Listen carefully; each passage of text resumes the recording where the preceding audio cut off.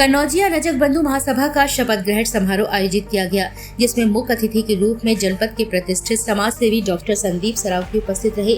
मुख्य अतिथि के आगमन पर महासभा के अध्यक्ष बूंदीलाल रजक द्वारा माल्यार्पण एवं शॉल ओढ़ाकर उनका स्वागत किया गया। उसके बाद मुख्य अतिथि द्वारा महासभा के नवनियुक्त पदाधिकारियों को पद और गोपनीयता की शपथ दिलाई गयी।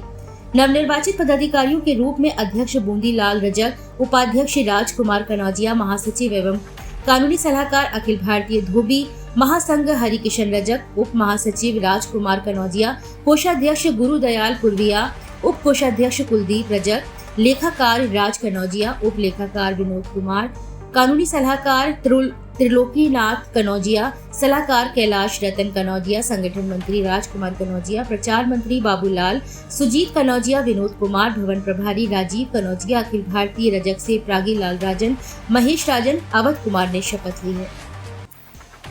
मेरा नाम बूंदीलाल रजक। आज क्या कार्यक्रम किया गया?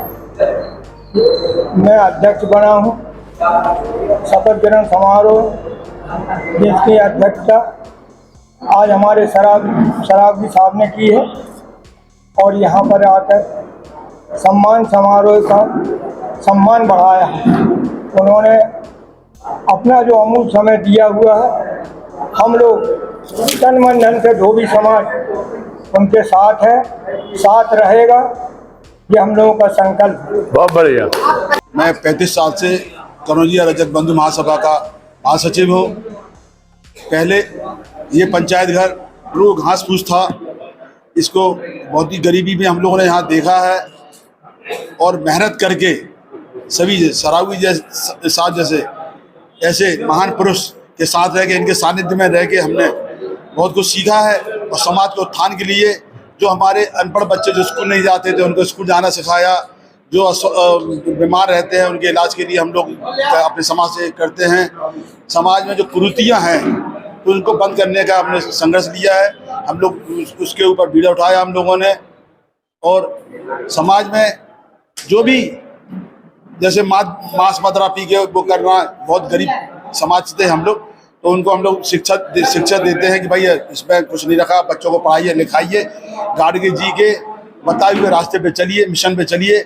ये हम लोग यहाँ पर अपना समाज की कमी हमारी समझ में, वरना एक इंसान वाल्मीकि भी होता है, एरवाल भी होता है, धोबी भी होता है, बनिया भी होता है, ठाकुर भी होता है, ब्राह्मण। सब नजरिए का अंतर है। जब सुबह सुबह उठ के अपन लोग नित्य प्रतिक्रिया से अपने निपटते हैं तो उस समय हम वाल्मीकि के रूप होते हैं। जब हम अपनी जिंदगी में अपने खुद के कपड़े धोते, अपने माँ बाप के धोते या परिवार का ध्यान रखते, उस समय हम धोबी रजक समाप्त ही होते हैं। जिस समय हम कहीं जाते हैं अपने खुद के जूते संभालते हैं तो उस समय हम अहरवाल ही होते हैं। जब हम अपने पेट के लिए करते हैं जिंदगी में तो उस समय हम बनिया होते हैं। लेकिन हमारे परिवार को, हमारी बहनों को, हमारे देश को कोई ललकारे तो उस समय हम सारे लोग, हर समाज के लोग क्षत्रिय हो जाते।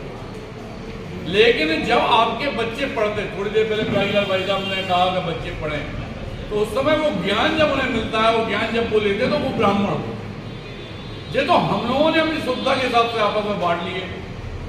आप, हम, आप अलग कैसे हुए, ये आज तक ना तो हम समझ पाए थे मेरी उम्र में, और शायद ना कोई हमें समझा पाता। ये हम कुरीतियों का शिकार हुए, अपने अपने काम को मन लगा के करने को। उनने कहा ऐसे इसमें मार दो, इसे इसमें मार दो, इसे इसमें मार दो। लेकिन सत्य ये है कि जब देश की बात आती, जब राय चलती हुई एक बहन की बात आती, जब किसी के दुख में साथ देने की बात आती, तो उस समय ना कोई रजक होता है, ना कोई बनिया, ना ब्राह्मण, सारे लोग एक इंसान होते हैं।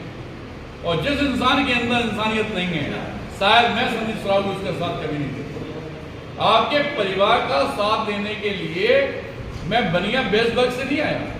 आपके परिवार का साथ देने के लिए मैं आपके खुद के परिवार का, रजक समाज का, परिवार का हिस्सा बन के आपके बीच में बैठा हूं। भाई साहब को भी देख रहे थे, नाराजगी हो रही थी, और आपके और भी प्रोग्रामों में हमने एक चीज देखी कि आपके यहाँ भीड़, आपके परिवार के लोग कम आते। कोशिश कीजिए कि अगली बार और पूरा खचाखच भरा रहे, सारे लोग इंटरेस्ट लें, इसके लिए काम कीजिए, सबका प्रगति हो। और अगर आपके परिवार में कोई दुख सुख आता है और आपको ऐसा लगता है कि संदीप सरावगी इस काम में आ सकते हैं, तो आप लोगों का हमेशा वेलकम है एसएन टावर जोगन बाग में। आइए, जो भी हमसे बन पड़ता है दिल भर सेवा करें, क्योंकि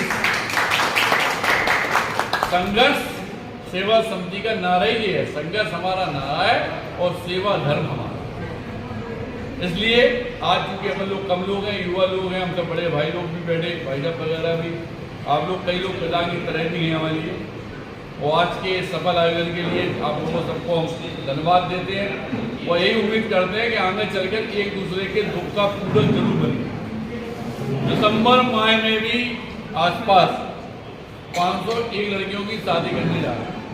एक बेटी को 3 लाख का सम्मान और पैर धोकर, सारी सनातन धर्म की बेटियों के पैर धोकर 25 करोड़ का ऐंसो है।